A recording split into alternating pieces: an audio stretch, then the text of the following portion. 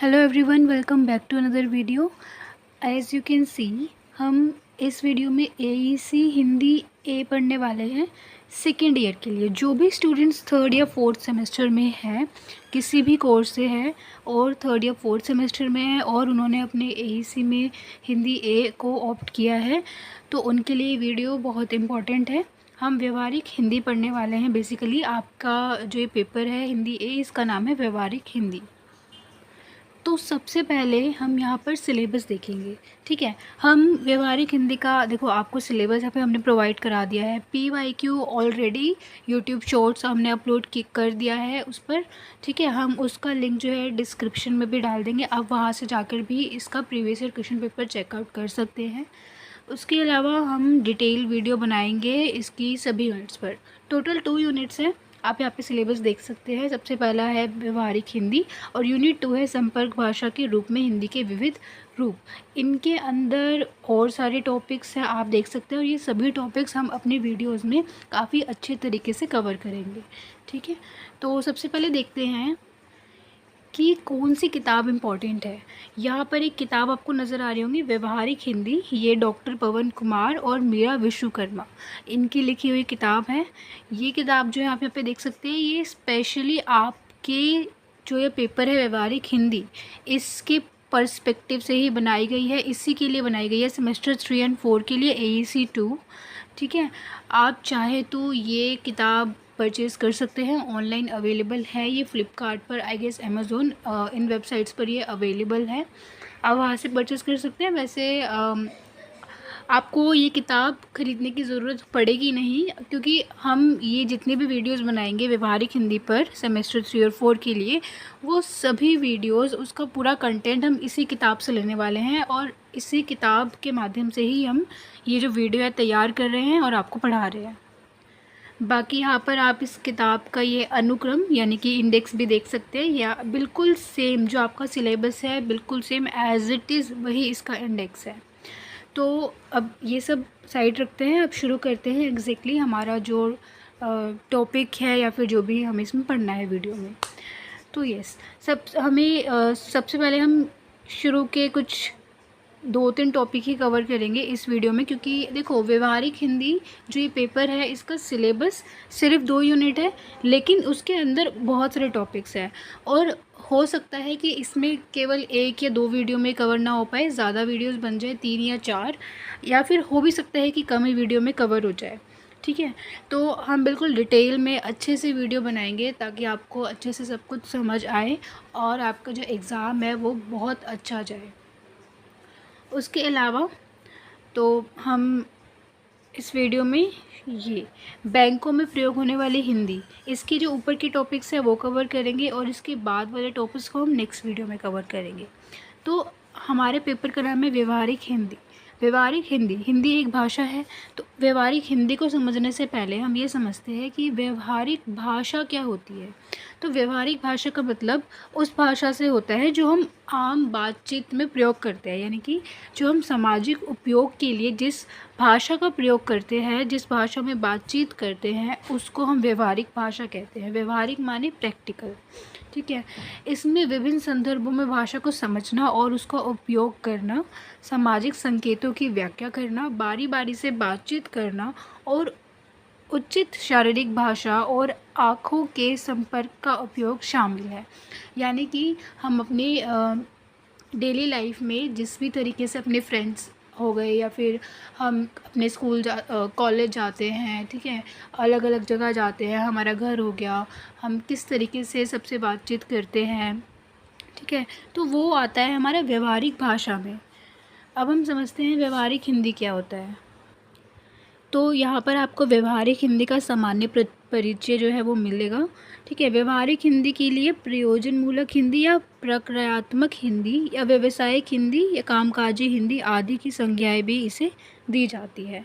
यानी कि व्यवहारिक हिंदी को इन सभी नामों से भी कभी कभार बुलाया जाता है। हालांकि जो व्यवहारिक हिंदी है इसे इंग्लिश में हम प्रैक्टिकल हिंदी के नाम से जानते हैं। ठीक है, और जो प्रयोजनमूलक हिंदी है उसे हम फंक्शनल या अप्लाइड हिंदी के नाम से जानते हैं। हालाँकि कुछ लोग इनको इंटरचेंजेबली यूज़ करते हैं इन शब्दों को, जैसे व्यवहारिक हिंदी को प्रयोजनमूलक हिंदी बोल देते हैं कि ये सिमिलर होते हैं, सेम होते हैं, ठीक है, समान होते हैं, ऐसे बोल दिया जाता है। लेकिन इनमें कुछ मूलभूत अंतर होता है, डिफरेंस होता है। वो क्या होता है कि जो व्यवहारिक हिंदी है वो क्या होता है, उसे हम आम बोलचाल के लिए यूज़ करते हैं, सामाजिक संपर्क व्यवहार के लिए यूज़ करते हैं। लेकिन जो हमारी प्रयोजनमूलक हिंदी है उसे हम कामकाज के लिए इस्तेमाल में लाते हैं। जो बोलचाल की हिंदी है और जो कामकाजी हिंदी है, ठीक है, जो हम अपने हम कह सकते हैं ऑफिशियल वर्क्स के लिए यूज़ करते हैं, उसमें अंतर होता है, यानी कि उसमें डिफरेंस होता है। आपको ये चीज़ तो समझाने की ज़रूरत नहीं है कि इसमें डिफरेंस कैसे होता है। आप देख सकते हैं कि आप घर में या अपने दोस्तों से जिस तरीके से बात करते हैं, क्या आप अपने टीचर्स से भी सेम उसी सिमिलर वे में बात करते हैं?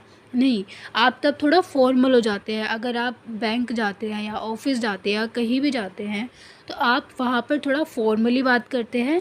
और अगर आप नॉर्मली अपने दोस्तों से या आपको बाहर कोई मिल गया उनसे बात कर रहे हैं, घर में किसी से बात कर रहे हैं, तो आप थोड़ा अलग वे में बात करते हैं, है ना? तो ये डिफ़रेंस होता है। बोलचाल और सामाजिक संपर्क की भाषा मौखिक रूप में अपना कार्य करती है। मौखिक रूप में यानी कि आप जनरली जब आप नॉर्मली बातचीत करते हो तो आप ग्रामर का उतना ध्यान नहीं रखते, आपने नोटिस किया होगा। लेकिन जब आप लिखते हो, जैसे जो कामकाजी हिंदी होती है, जब हम लिखते हैं किसी भी चीज़ को, तो हम उसमें ग्रामर का, शब्दावली का, ठीक है, वोकैबुलरी का बहुत ध्यान रखते हैं।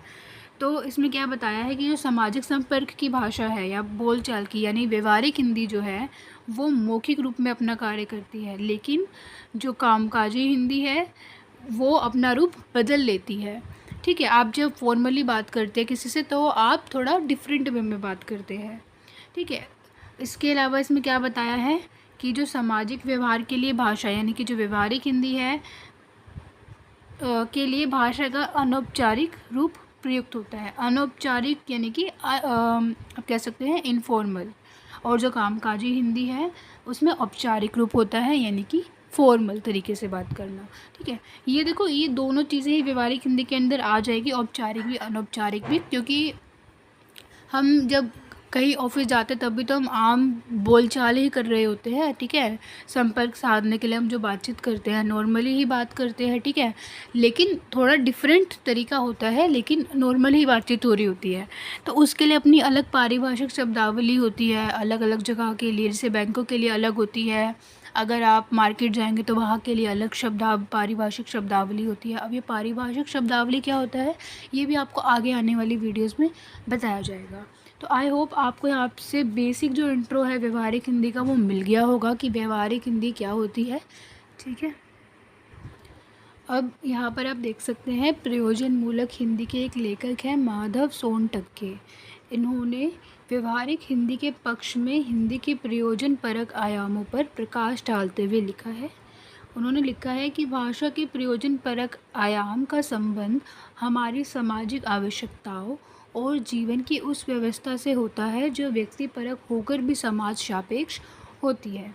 ठीक है, इसका मतलब ये हो गया कि जो व्यवहारिक हिंदी है हमारी उसका तात्पर्य यानी कि उसका मतलब उस हिंदी से है, हिंदी के उस रूप से है जिसमें सभी पक्ष जैसे बोलचाल के रूप में समाज में संपर्क साधने के साथ साथ साहित्य रचना के माध्यम से आनंदभूति, कार्यालय और कामकाज के लिए उपयोगी तथा विज्ञान, तकनीकी, वाणिज्य, विधि, भौतिकी इत्यादि के क्षेत्र में व्यवहारिक उपयोग से है।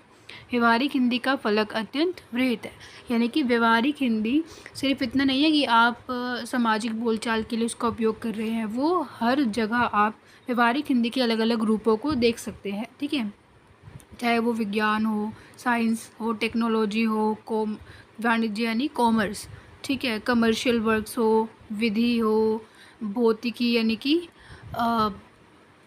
आई गेस फिजियोलॉजी होती है भौतिकी। और जो अधिकांश विद्वान है यानी कि ऑलमोस्ट जो विद्वान है उन्होंने व्यवहारिक हिंदी और प्रयोजन मूलक हिंदी और प्रायोगिक हिंदी इनको सिनोनिम माना है कि ये लगभग सिमिलर होती है, सेम होती है। अब हम देखते हैं व्यवहारिक हिंदी की कुछ महत्वपूर्ण विशेषताएं, जैसे प्रयोग के आधार पर किए गए भाषा के दोनों रूपों यानी सामान्य जनजीवन में उपयोग के रूप में और विशिष्ट प्रयोजन के रूप में भाषा का प्रयोग करना व्यवहारिक हिंदी के अंतर्गत आता है। ठीक है, आप नॉर्मली अपने डेली लाइफ में जैसे बातचीत करते हो वो भी, और विशिष्ट प्रयोजन यानी आप विशेष किसी काम से, ठीक है, किसी काम के लिए उपयोग कर रहे हो हिंदी का, तो वो भी व्यवहारिक हिंदी के अंतर्गत आता है।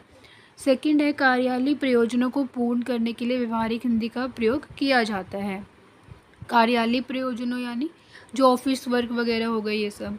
वाणिज्य, भौतिकी, विज्ञान, कंप्यूटर आदि के लिए पारिभाषिक शब्दावली का प्रयोग किया जाता है और वो भी व्यवहारिक हिंदी के अंतर्गत आता है। फोर्थ है, प्रयोजनीयता अर्थात विशेष प्रयोजन के लिए विशेष भाषा का प्रयोग किया जाता है।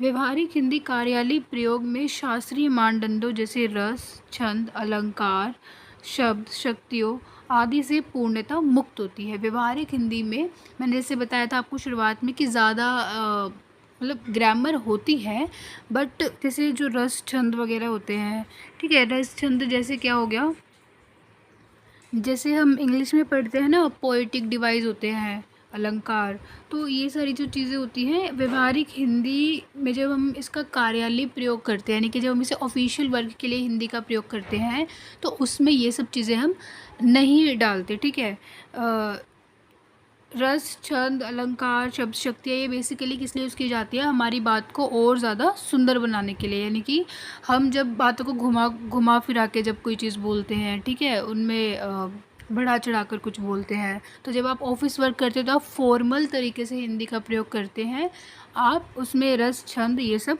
नहीं प्रयोग करते। नेक्स्ट है, हिंदीतर प्रदेशों में व्यवहारिक हिंदी का प्रयोग संपर्क भाषा के रूप में होता है, अतः मानक हिंदी के पूर्वाग्रह से मुक्त होती है। हिंदीतर प्रदेश कौन से हो गए, जहाँ पर हिंदी बोली जाती है। व्यवहारिक हिंदी प्रत्यय अत्यंत विरहित है, इससे संकुचित अर्थ में नहीं देखा जाना चाहिए, ये जाना है जाभा नहीं है। बैंकिंग, विधि, मेडिकल, इंजीनियरिंग, तकनीकी इत्यादि में प्रयुक्त विशिष्ट शब्दों को उनके मूल रूप में प्रयुक्त करना चाहिए।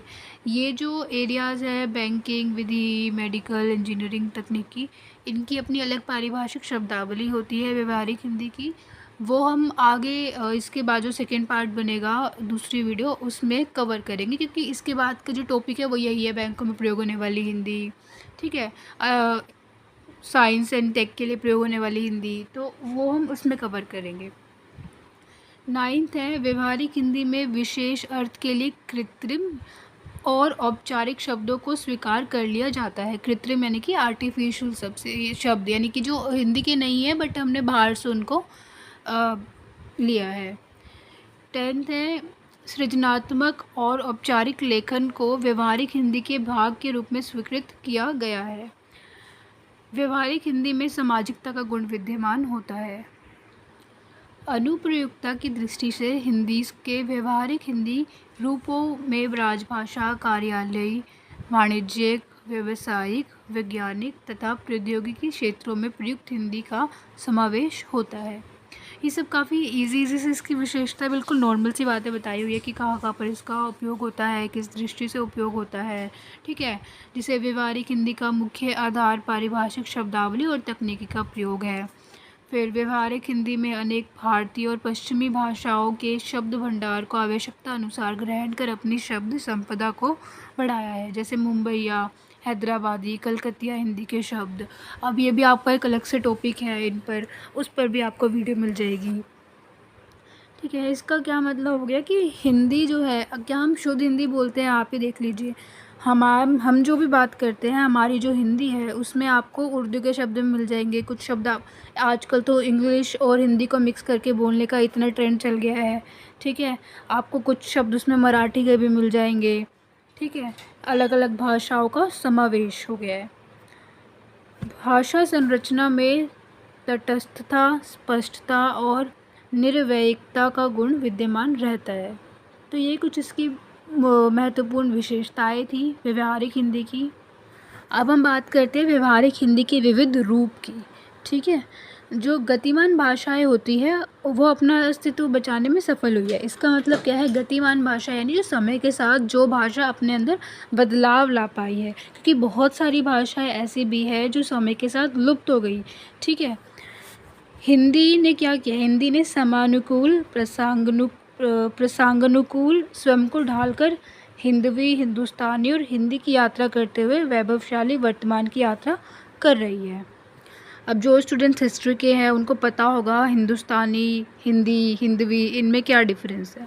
ठीक है, तो हिंदी भाषा में भी बहुत सारे बदलाव आए हैं। आपको पता है कि हमारी इंडियन हिस्ट्री कैसे रही है, इन्वेजन्स कितने सारे हमने इन्वेजन्स देखे हैं, यानी कि बाहर से रूलर्स आकर यहाँ पर आक्रमण करते थे, फिर ठीक है यहाँ पर ही अपना रूल करना शुरू कर देते थे। फिर वहाँ से जो भाषाएं आई, उसके अलावा कई यात्री यहाँ पर आया करते रहे हैं इंडिया में बहुत पहले ही समय से। ठीक है, उसके अलावा इंडिया में खुद ही अपने अंदर ही जो पूरा इंडिया है इसके अंदर इतने सारे राज्य हैं, सब में अपनी अलग अलग भाषाएं हैं। कई राज्य तो ऐसे हैं कि एक ही राज्य में और अगर आप जाएंगे अलग अलग गाँव या अलग अलग एरियाज़ में तो और अलग अलग भाषाएँ हैं। ठीक है, तो हिंदी ने क्या किया है, हिंदी ने उन सभी जो भी चेंजेस इसके अंदर आए उन सबको एक्सेप्ट किया है और इसके अलग अलग रूप फिर हमें सामने देखने मिलते हैं, जैसे हिंदवी, हिंदुस्तानी हिंदी। ठीक है, प्रयोग मूलक हिंदी, प्रयोजन मूलक हिंदी, कार्यालय हिंदी ने व्यावसायिक हिंदी का रूप धारण किया और स्वयं की अस्मिता को बचाए रखा। आधुनिक युग में सामाजिक जीवन के अनेक क्षेत्रों में प्रयोग में लाई जाने वाली भाषा प्रयोजन मूलक भाषा कहलाती है। तो अब आपको यहाँ पे प्रयोजनमूलक भाषा की डेफिनेशन भी मिल गई कि आधुनिक युग में यानी कि जो ये मॉडर्न एरा चल रहा है इसमें जब हम सामाजिक जीवन के अलग अलग क्षेत्रों में जब हिंदी को प्रयोग में लाते हैं, जिस भाषा को प्रयोग में लाते हैं उसे प्रयोजनमूलक भाषा कहते हैं। ठीक है, अब अलग अलग क्षेत्र कौन कौन से हैं वो हम व्यवहारिक हिंदी के विविध रूपों में देखते हैं। तो बहुत सारे विद्वान हुए जिन्होंने प्रयोजन मूलकता को आधार बनाकर व्यवहारिक हिंदी के विविध रूपों का उल्लेख किया है, जिसमें से कुछ लेखक ये हैं डॉक्टर भोलानाथ तिवारी, दंगल जाल्टे, डॉक्टर सुरेश कुमार, श्री गोवर्धन ठाकुर और डॉक्टर दिलीप सिंह। अब व्यवहारिक हिंदी के विविध रूप कौन कौन से हैं, सबसे पहला है बोलचाल की हिंदी या सामान्य हिंदी, दूसरा है साहित्यिक हिंदी, तीसरा है व्यावसायिक एवं वाणिज्यिक हिंदी, बैंक इत्यादि में प्रयुक्त हिंदी, फोर्थ है कार्यालय हिंदी, फिफ्थ इज जनसंचार एवं विज्ञान में प्रयुक्त हिंदी, विज्ञापन में प्रयुक्त Hindi, sixth is Vidhi Hindi and seventh is वैज्ञानिक और तकनीकी हिंदी। अब इनको हम एक एक करके समझते हैं। सबसे पहला है बोलचाल की हिंदी या सामान्य हिंदी, स्पोकन हिंदी और जनरल हिंदी। हम अपने दैनिक कार्यों को संपादित करने के लिए जिस भाषा का प्रयोग करते हैं, परिवार, समाज और मित्रों के साथ हम जिस भाषा में बातचीत करते हैं उसे बोलचाल की भाषा कहा जाता है। यह भाषा अनौपचारिक होती है, सहज रूप से ही बोलते और सुनते और समझते हैं। ठीक है, इसका मतलब हो गया, देखो ये आपको नाम से ही पता चल रहा है, बोलचाल की हिंदी जो आप नॉर्मली बातचीत करने के लिए उपयोग में लाते हैं वो बोलचाल की हिंदी कहलाती है। हम इसको ये यहाँ पर एक कन्वर्सेशन दी हुई है, बातचीत का अंश दिया हुआ है, दो शिक्षित युवाओं के बीच बातचीत का अंश, इसको देखते हैं। देखिए, दो दोस्त है दीपांशु और संदीप। दीपांशु कहता है आज क्लास होगी ब्रो। संदीप, डेफिनेटली सर तो क्लास में कभी लेट होते ही नहीं, ही is very punctual and dedicated. Deepanshu, मैं फटाफट बर्गर फिनिश कर लूँ। संदीप, वाई नॉट, पर जल्दी वरना क्लास मिस हो जाएगी। अब यहाँ पर आपने ये जो बातचीत का अंश देखा, ठीक है, ये आम बोलचाल की हिंदी है जिसमें आपने देखा यहाँ पर कि हिंदी के शब्द भी प्रयोग में लाए जा रहे हैं, इंग्लिश के शब्द जैसे कि यहाँ पर देखिए क्लास हो गया, bro, definitely, late, he is very punctual and dedicated, ये पूरा सेंटेंस ही इंग्लिश में है। ठीक है, बर्गर हो गया, फिनिश हो गया, उसके अलावा वाई नॉट, ठीक है, क्लास मिस हो जाएगी, ये जो मिस शब्द है, क्लास है, ये भी इंग्लिश के शब्द है। तो ये जो हमने संवाद या ये जो कन्वर्सेशन देखी, इसमें आजकल जैसे जिस तरीके से हिंदी का प्रयोग हो रहा है उसकी एक झलक मिलती है, जिसमें दो छात्र कक्षा संबंधी बातचीत सहजता से कर रहे हैं, यानी कि बहुत आराम से बड़े कैजुअल तरीके से कर रहे हैं। थोड़े से संवाद में class, bro, he is very punctual and dedicated, burger, finish, why not, miss शब्द हिंदी के सामान्य बोलचाल में आ गए हैं। आप अपने विचार के आदान प्रदान के लिए हम जिस भाषा का मौखिक रूप से प्रयोग करते हैं वह भाषा बोलचाल की होती है। यहाँ पर आपको इसकी डेफिनेशन मिल गई, ठीक है। दैनंदिन कार्यों यानी कि जो हमारे डेली लाइफ के कार्य होते हैं उनके निपटन के लिए हम इस भाषा का प्रयोग करते हैं। बोलचाल की भाषा को सीखने के लिए साक्षर होना अनिवार्य नहीं है, यानी कि साक्षर होना यानी कि एजुकेटेड होना, लिटरेट होना। ज़रूरी नहीं है कि आप पढ़े लिखे हो तभी आप बोलचाल की भाषा सीख पाओगे, ठीक है। आप जिस भी एनवायरनमेंट में ग्रो अप होगे, ठीक है, आपको वहाँ की आम बोलचाल की भाषा इजीली अपने आप आ जाएगी, ठीक है। और पूरे विश्व यानी कि पूरे वर्ल्ड में इतने सारे देश हैं, इतनी सारी जगहें, हर जगह अपनी अलग बोलचाल की भाषा होती है, उनका प्रयोग किया जाता है। इसके द्वारा ही हम अपने विचार विनिमय यानी कि अपने विचारों का आदान प्रदान करते हैं, विश्लेषण करते हैं, मंथन चिंतन करते हैं, चर्चा करते हैं, ठीक है। व्यापार हो गया, बाज़ार, वाणिज्य, न्यायालय, बैंक, इनमें औपचारिक कार्यों के अतिरिक्त सामान्य कार्यों के लिए एक दूसरे संपर्क के लिए पूछताछ के लिए बोलचाल की भाषा की आवश्यकता पड़ती है। देखो, जो बोलचाल हम आम बोलचाल की भाषा होती है वो औपचारिक नहीं होती, ठीक है। तो वो बैंकों में प्रयोग नहीं होगी, न्यायालय यानी कि जो हमारी जुडिशरी होती है, कोर्ट होते हैं, वहाँ प्रयोग नहीं होगी, जो हमारे ऑफिशियल वर्क होते हैं वहाँ पे प्रयोग नहीं होती। बट इसका मतलब ये नहीं है कि वहाँ पर कोई बात ही नहीं करता नॉर्मल बोलचाल की भाषा में। जो वहाँ पर ऑफिशियल वर्क होते हैं वो ऑफिशियल भाषा में ही होते हैं, लेकिन नॉर्मली आप किसी से कुछ पूछना है तो आप ऐसे कैजुअल तरीके से भी पूछ सकते हैं आम बोलचाल की भाषा में, ठीक है। इसमें स्थानीयता का विशेष प्रभाव पड़ता है। स्थानीयता यानी कि आप किस स्थान से हैं, आप किस एरिया से बिलोंग करते हैं, उस हिसाब से ही आपकी बोलचाल की भाषा होगी, ठीक है। लोक भाषाओं, यहाँ पर ये थोड़ा मिस्टेक हो गया है, यहाँ पर लोक भाषाओं के विकसित होने का या उनके विकसित होने में वाचिक परंपरा को समृद्ध करने में बोलचाल की भाषा का योगदान अद्वितीय है। यानी कि जो हमारी लोक भाषाएं हैं, लोक भाषा यानी कि जो हमारी लोकल लैंग्वेजेस होती है उनको और ज़्यादा समृद्ध करने में, ठीक है, उनको और ज़्यादा उनकी वृद्धि करने में हम कह सकते हैं, उनकी वाचिक परंपरा को समृद्ध करने में आम बोलचाल की भाषा का योगदान बहुत महत्वपूर्ण रहा है। भारत में 5 उपभाषाएं हैं तथा 17 बोलियां हैं, ठीक है। 5 उपभाषाएं कौन कौन सी है? पश्चिमी हिंदी, पूर्वी हिंदी, बिहारी हिंदी, राजस्थानी हिंदी और पहाड़ी हिंदी। इसके अंदर भी अपनी अलग अलग बोलियां हैं। जैसे आप देख सकते हैं पश्चिमी हिंदी, इसके अंदर है के BBH, के माने खड़ी बोली, कन्नौजी, ब्रेज, बुंदेली, हरियाणवी, ये आपकी पश्चिमी हिंदी के अंडर आती है। पूर्वी हिंदी में आपकी आ जाती है ABC, अवधी, बघेली, छत्तीसगढ़ी। बिहारी हिंदी में आपकी आ जाएगी MMB, मगही, मैथिली, भोजपुरी।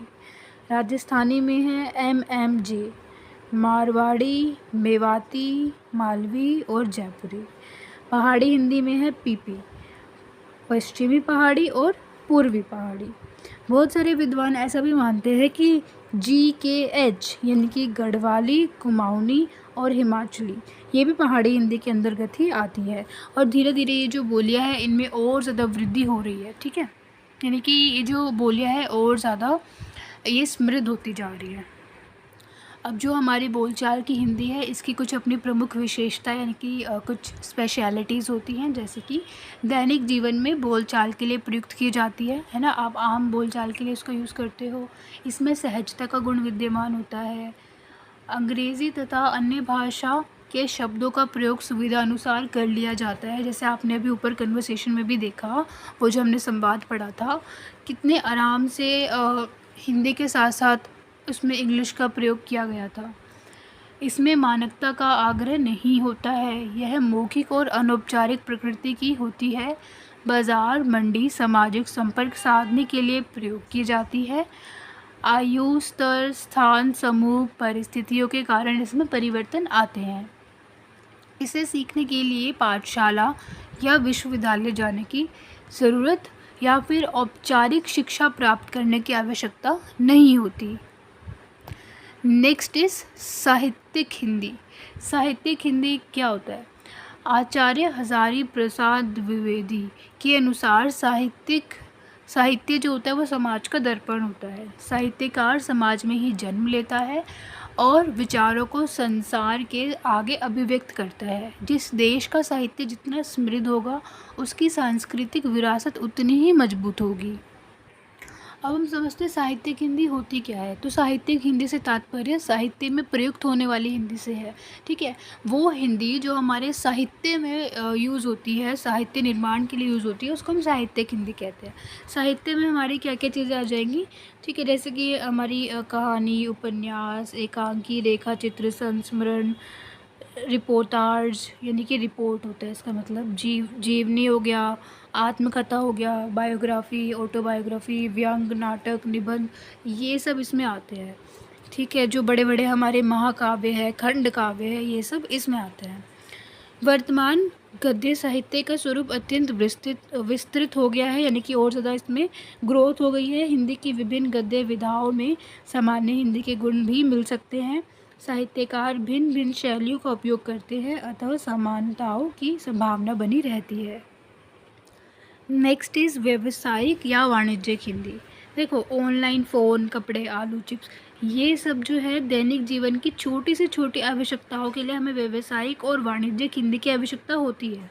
ठीक है, औद्योगिकीकरण यानी कि इंडस्ट्रियलाइजेशन, इससे इस दौर में संपूर्ण विश्व एक ग्लोबल गांव यानी ग्लोबल विलेज के रूप में विकसित हो गया है। बेसिकली ग्लोबलाइजेशन के बाद और इंडस्ट्रियलाइजेशन के बाद जो पूरा का पूरा वर्ल्ड है अब कनेक्टेड है। ठीक है, इंटरकनेक्टेड हो चुका है। फैक्ट्रियों में सामान के उत्पादन से लेकर बाजार में बिक जाने की प्रक्रिया में व्यावसायिक और वाणिज्यिक हिंदी की भूमिका अत्यंत महत्वपूर्ण है। ठीक है, व्यावसायिक हिंदी के अंतर्गत बैंकों में प्रयुक्त होने वाली हिंदी में सम्मिलित, ठीक है, ये वाली बैंकों में प्रयुक्त होने वाली हिंदी किसके अंदर आती है, व्यावसायिक हिंदी के अंतर्गत आती है। शेयर बाज़ार, सराफा बाज़ार, स्टॉक एक्सचेंज, मंडियों में प्रयुक्त होने वाली हिंदी को व्यावसायिक और वाणिज्यिक हिंदी के अंतर्गत रखा जाता है। जो हमारे कमर्शियल वर्क के लिए यूज़ होती है वो हिंदी इसके अंदर आती है। इसके लिए विशेष पारिभाषिक शब्दावली का प्रयोग किया जाता है। पारिभाषिक शब्दों में जैसे चांदी उछली, सोना लुढ़का, ठीक है, ये कुछ विशेष शब्दावली है, जैसे कि ये मार्केट में यूज़ होता है बेसिकली। अरहर सुस्त, चने में तेज़ी, बाजार चढ़ा, दलाली, रोकड़, ये जो शब्द है ये आप नॉर्मल तो यूज़ नहीं करते हो, घर में बैठे हो, घर में बैठे बैठे थोड़ी बोलते हैं कि चांदी उछल गया, मतलब ये किसी विशेष चीज़ के लिए यूज़ हो रहा है। आप, ठीक है, आप जब कहना चाह रहे हैं कि चांदी उछली, मतलब क्या, चांदी के दाम बढ़ गए है ना, सोना लुढ़का उसके दाम कम हो गए, तो इसका मतलब क्या है, इसका यही मतलब है कि आप किसी विशेष अर्थ में इसको कहना चाह रहे हैं। जैसे कि ये हमारा आ जाएगा, आई गेस बाज़ार के अंतर्गत आ जाएगा व्यावसायिक हिंदी। यह विशेष पारिभाषिक शब्द सामान्य बोलचाल की हिंदी में और साहित्यिक हिंदी में शब्द प्रयोग नहीं किए जाते। ठीक है, हम जब नॉर्मली बातचीत करते हैं तब हम ऐसे बात नहीं करते हैं ना। साहित्यिक हिंदी में भी हमें नहीं देखने मिलते ये शब्दावली। ये शब्दावली यानी कि ये जो वोकेबलरी है ये हमें एक विशेष जगह पर ही देखने मिलते हैं। ठीक है, वाणिज्यिक हिंदी की जब बात करेंगे तो उसके अंदर ये सारे आते हैं। व्यावसायिक और वाणिज्यिक हिंदी का प्रयोग सर्वाधिक हो रहा है क्योंकि आज सबके हाथ में मोबाइल है, कर लो दुनिया मुट्ठी में। नेक्स्ट इज़ कार्यालय हिंदी, प्रशासनिक हिंदी या कामकाजी हिंदी। देखो, इसके नाम से पता चल रहा है कि ये ऑफिशियल वर्क के लिए यूज़ की जाती है, सरकारी कार्यालयों में ये यूज़ की जाती है। ठीक है, कार्यालय की बड़ी इकाई प्रशासन को माना जाता है। सरकारी, अर्ध सरकारी कार्यालयों, विभागीय, अंतर विभागीय पत्र व्यवहार, मसौदा लेखन, टिप्पण लेखन, संसदीय कार्य, कार्यालय आदेश इत्यादि प्रमुख कार्य होते हैं। अन्य विभागों से आए विभागीय पत्रों की प्रति उत्तर लिखना, पुष्टि करना, प्रमाण उपलब्ध करवाना इत्यादि कार्यों संपन्न करने होते हैं। कार्यालय हिंदी में अलंकारिता के लिए कोई स्थान नहीं होता, यानी कि हम अपनी बात को इसमें घुमा फिरा कर, बड़ा चढ़ा कर नहीं लिखते हैं। इसमें हम साफ साफ सीधी सीधी बात ही लिखते हैं। ठीक है, तो हम अलंकारिता का प्रयोग नहीं करते, अलंकारों का प्रयोग नहीं करते। उसकी संक्षिप्त या विस्तृत व्याख्या पारिभाषिक शब्दावली करनी होती है। ठीक है, अब कार्यालय हिंदी के लिए अपनी अलग शब्दावली होती है। ठीक है, जैसे आपने देखा होगा कि जो सरकारी काम होते हैं उसमें, जैसे अगर आपके पास कोई एफिडेविट हो, आपने देखा हो, या कोई भी सर्टिफिकेट, बर्थ सर्टिफिकेट देख लेना, या कुछ भी हो जो सरकारी विभाग से बना हो, ठीक है, उसकी हिंदी पढ़ के देख लेना और अपनी आम बोलचाल की हिंदी देख लेना, दोनों को कंपेयर कर लेना, आपको डिफरेंस साफ साफ पता चल जाएगा। जो कार्यालय हिंदी होती है इसमें भाषा सौंदर्य के लिए कोई स्थान नहीं होता है। ठीक है, और इसके अलावा जब इंडिया को इंडिपेंडेंस मिली थी तो हमने कार्यालय और प्रशासनिक कार्यों के लिए हमारे जो भारतीय संविधान है उसमें अनुच्छेद 343 है, इसके अंतर्गत भारत की राजभाषा हिंदी को बनाया था और उसकी लिपि हमने देवनागरी को रखा था कि हम देवनागरी में जो हिंदी है उसको हम कार्यालय और प्रशासनिक कार्यों के लिए प्रयोग में लाया जाएगा। और बात करते हैं अंकों, यानी कि हमें नंबर्स की बात करते हैं 1 2 3 4 जो मैथमेटिकल नंबर्स होते हैं, उसके लिए हमने जो अंतर्राष्ट्रीय स्वरूप है, जो इंटरनेशनल है, उसको यूज़ किया है। ठीक है, आप जैसे यहाँ पर आप देख रहे हैं 343 लिखा हुआ है, तो ये हिंदी में नहीं लिखा हुआ। ठीक है, हिंदी में अलग तरीके से लिखते हैं, ये लिखा हुआ है अंतर्राष्ट्रीय स्वरूप में। नेक्स्ट इज जनसंचार एवं विज्ञापन में प्रयुक्त हिंदी। ठीक है, विज्ञापन माने होता है एडवर्टीजमेंट। भारतीय समाचार पत्रों के इतिहास को पुर्तगालियों से जोड़कर देखा जाता रहा है। भारत में प्रिंटिंग प्रेस लगाने का श्रेय भी इन्हें ही जाता है। सन 1557 ई में पादरियों ने गोवा में धार्मिक प्रचार के लिए पुस्तक छापी थी। 1664 में ईस्ट इंडिया कंपनी ने बम्बई में छापखाना खोला। ठीक है, उदंड मार्तंड नामक पहला साप्ताहिक समाचार पत्र यानी कि अखबार जिसे हम बोलते हैं न्यूज़पेपर 30 मई 1826 पंडित जुगल किशोर द्वारा हिंदी भाषा में प्रकाशित किया गया। फिर 1924 में स्कॉटिश इंजीनियर जॉन लोगी बेलर्स ने टीवी का आविष्कार किया तथा उसके 85 वर्ष बाद भारत में टेलीविज़न का प्रसारण की शुरुआत 15 सितंबर 1959 को दिल्ली से हुई तथा 1982 में राष्ट्रीय प्रसारण तथा कलर टीवी की शुरुआत हुई थी। 1973 में मोबाइल फ़ोन, 93 में स्मार्टफ़ोन और 95 में भारत में इंटरनेट का आना युग परिवर्तनकारी घटनाएं थी, जिससे संप्रेषण और संचार के नए मायने गढ़े गए। ठीक है, अब इसमें आपको बताया गया है कि किस तरह स्टेप बाय स्टेप सबसे पहले पुर्तगालियों ने अपनी बुक छापी। ठीक है, छापाखाना खोला, फिर ईस्ट इंडिया कंपनी आई, उन्होंने किस तरह इसमें और अपना कंट्रीब्यूशन दिया, फिर टीवी का आविष्कार हुआ, फिर फ़ोन का आविष्कार हुआ, फिर इंटरनेट आया। ठीक है, ये सब इंडिया में भी आया। किस तरीके से जो हमारा जनसंचार है, कम्युनिकेशन है, उसमें किस तरीके से एवोल्यूशन हुआ। ठीक है, उसकी ग्रोथ हुई। उसके अलावा इसके साथ साथ जो हमारी विज्ञापन है, ठीक है, उसका किस तरीके से और ज़्यादा उसमें एवोल्यूशन हुआ। संपूर्ण विश्व जनसंचार के माध्यम से जुड़ गया। भौतिक सीमाओं को अंतर्जातीय व्यवस्था ने लांघ दिया। ठीक है, आई गेस ये अंतर्राष्ट्रीय होगा। ये जो शब्द है ये अंतर्राष्ट्रीय होगा शायद। संचार संप्रेषण के प्रत्यय में जब विशाल जनसमुदाय को जोड़ दिया जाता है, अर्थात उसे सुनने, देखने, पढ़ने वालों की संख्या में वृद्धि हो जाती है, तो उसे सामान्य शब्दों में जनसंचार के रूप में परिभाषित किया जाता है। ठीक है, बात चाहे बाज़ार की हो या फिर भारत में नरेटिव गढ़ने की, सभी जगह हिंदी का प्रयोग किया जा रहा है, बट ये डिपेंड करता है कि कौन पर्सन उसको यूज़ कर रहा है हिंदी को। ठीक है, अगर आपको नरेटिव गढ़ना है तो आप नरेटिव गढ़े, आपको विज्ञापन करने हैं आप विज्ञापन करें। ठीक है,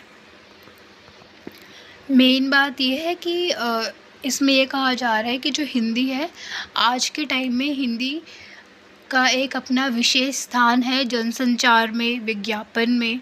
ठीक है, व्यवहारिक हिंदी का जो स्थान है वो अब पहले से ज़्यादा उसमें वृद्धि हुई है। ठीक है, और ज़्यादा वो समृद्ध हुई है और ज़्यादा लोगों तक पहुंच रही है। नेक्स्ट देखते हैं। नेक्स्ट इज विधि हिंदी।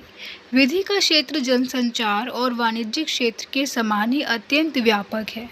न्यायालय की हिंदी के रूप में भी हम इसे जानते हैं, यानी कि जो विधि हिंदी है इसमें बेसिकली जो न्यायालय यानी कि जो लीगल वर्क हो गए, हमारे जुडिशरी होता है न्यायालय के मतलब जो हमारे कोर्ट होते हैं, ठीक है, उनमें जो हिंदी का प्रयोग होता है उसे हम विधि हिंदी कहते हैं। कोर्ट कचहरी की भाषा वकील, न्यायाधीश, मुजरिम, गवाह, हथकड़ी, जेल, इश्तेहार, शोरे गोगा, जमानत, जुर्म, ये सारे जो शब्द हैं ये विधि हिंदी से जुड़े हुए हैं। फिल्मों में या नाटकों में या फिर कार्टून वेब सीरीज़ में भी आपने ये शब्द ज़रूर सुने ही होंगे। संघ की राजभाषा के रूप में स्थान पाने के बाद हिंदी के व्यवहारिक प्रयोग हेतु प्रयत्न किए गए। संवैधानिक प्रावधान के आधार पर वर्तमान समय में विधि और कानूनी क्षेत्र में हिंदी की स्थिति वैकल्पिक है, यानी कि ऑप्शनल है। आप चाहे तो इंग्लिश में भी सारे कार्य कर सकते हैं और आपके पास ऑप्शन है आप ये सारे कार्य हिंदी में भी कर सकते हैं, जो लीगल वर्क होते हैं हमारे।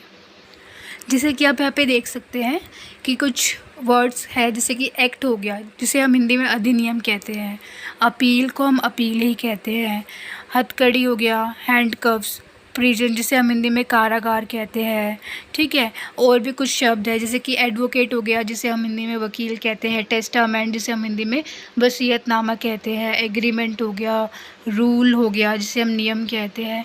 तो ये कुछ शब्द दिए हुए हैं जो सारे विधि हिंदी से रिलेटेड है।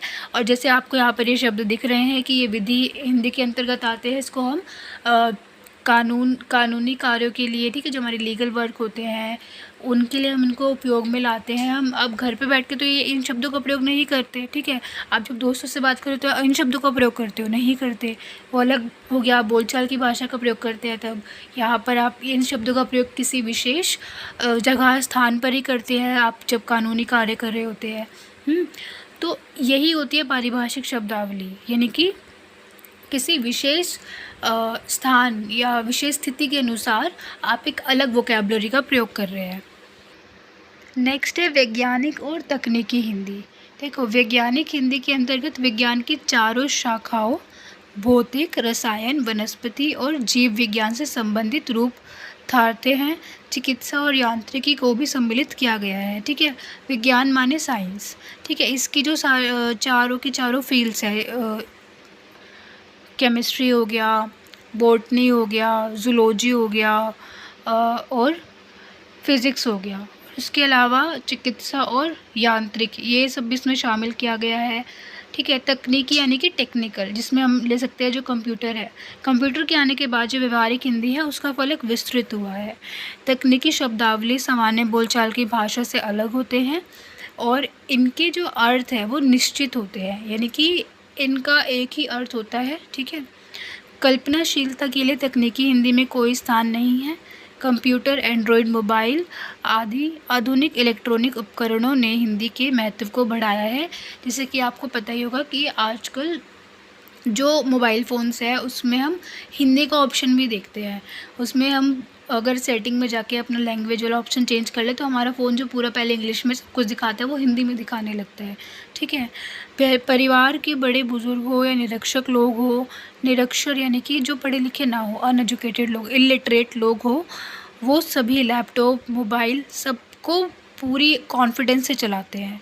घरेलू महिलाएं हो या दिव्यांगजन सभी सोशल मीडिया प्लेटफॉर्म्स पर ख़रीदारी करते हैं। यह सब कंप्यूटर सिस्टम और इंटरनेट के गठजोड़ से संभव हो पाया है।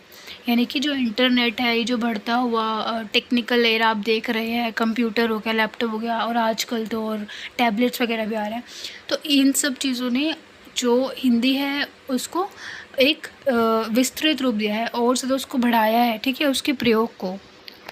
जो बड़े बड़े शोध करते हैं, यानी कि जो रिसर्चर्स है, विद्वान है, लेखक है, इन्होंने अब हिंदी की टाइपिंग जिन्हें नहीं आती थी पहले, वो क्या करते थे, वो पैसे देकर हिंदी क्या करते थे, पैसे देकर वो टाइप करवाते थे। लेकिन आजकल तो बोल कर लिखने वाले ऑप्शन भी आ गए हैं, ठीक है। एक माइक सा बना होता है साइड में, आप उस पर क्लिक करते हैं, आप जो भी बोलेंगे वो ऑटोमेटिकली टाइप करके आपको दे देगा।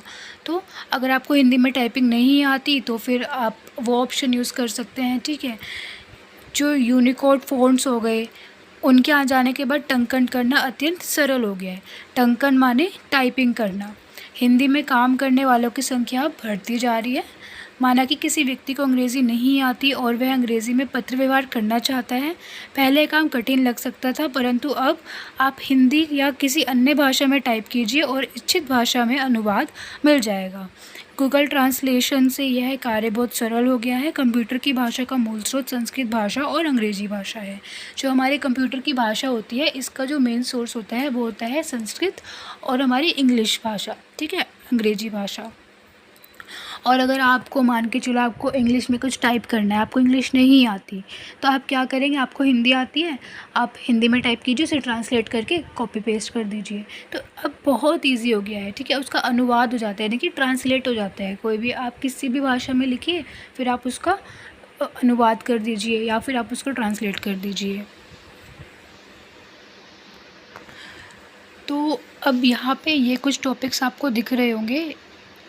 बैंकों में प्रयुक्त होने वाली हिंदी, संपर्क भाषा के रूप में हिंदी का महत्व, बम्बईया हिंदी, कलकतिया हिंदी और हैदराबादी हिंदी। ये टॉपिक्स, ये यूनिट 1 के टॉपिक है। ये बचे हुए जो हमने इस पार्ट में कवर नहीं करे हैं, क्योंकि ऑलरेडी वीडियो लगभग 40 मिनट का हो चुका है, ठीक है। तो हम इन टॉपिक्स को नेक्स्ट वीडियो में कवर करेंगे और नेक्स्ट वीडियो इतनी बड़ी या इतनी लंबी नहीं होगी, मुश्किल से 20 मिनट तक की ही होगी तो मैक्सिमम, ठीक है। आई होप आपको ये वीडियो अच्छी लगी हो। चैनल को सब्सक्राइब ज़रूर कर लेना, क्योंकि जब नेक्स्ट पार्ट आएगा तो आपको वो ऑटोमेटिकली आपके पास नोटिफिकेशन जो है वो आ जाएगी, ठीक है। और ज़रूर वीडियो को लाइक कर दें अगर आपको ये वीडियो पसंद आई हो। और अगर आप अभी आपके पास मान के चलो इस सेमेस्टर में आपके पास एईसी में लैंग्वेज नहीं है, ईवीएस है, तो आप इसे अपने नेक्स्ट सेमेस्टर के लिए इस वीडियो को सेव कर सकते हैं, ठीक है। या फिर जिस भी आपके दोस्त के पास हिंदी ए है एईसी में, उसको ये वीडियो शेयर कर सकते हैं। Thank you so much.